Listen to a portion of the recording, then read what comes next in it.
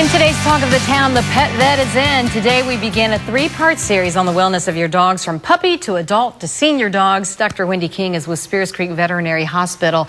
You chose this particular topic because so many of your clients have been coming in with their puppies, saying, we don't know exactly what to do. It seems so basic, but yet what are some of the main things you're finding in picking a puppy to begin with? Right. Well, the first thing is that I want them to do a little bit of research about the breed to find out if it's the right puppy for them.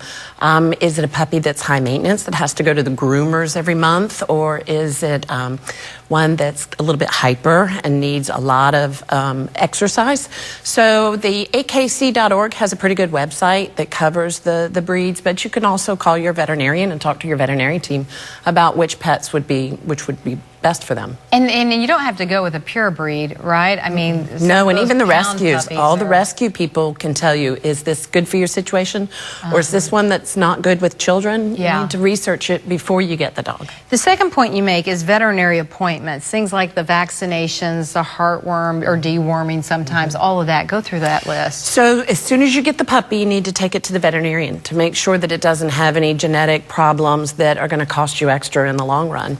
And your veterinarian is going to start the vaccines at 6 weeks of age, so they'll get vaccines every 3 weeks for 4 sets of boosters.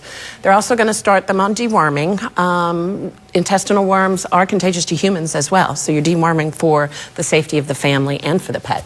And then they're going to start on preventives, heartworm prevention. We've talked about heartworm prevention and how important it is, and also flea and tick prevention.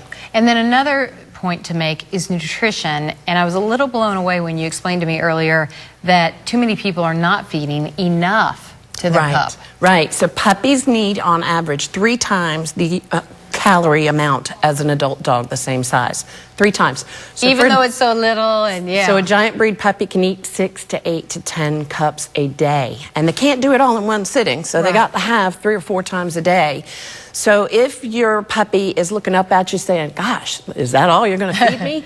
Feed them a little bit more, please. I think everybody had a fat dog before, and they're all like, oh, we're going to start out, we're going to make this puppy nice and skinny, and it's a little too much. Well, okay, and last point, puppies eat everything, and it's a really good point you want to bring up about Halloween around the corner. Yeah, and Halloween candy doesn't have tons of chocolate in it, and it's milk chocolate, which is not super, super toxic, but it could definitely get them stomach upset. Okay, if you have a question for the pet vet, I'm going to be posting this on my Facebook page, and as always, Dr. King will be checking that and getting back to you. Dr. King, as always, thanks so much.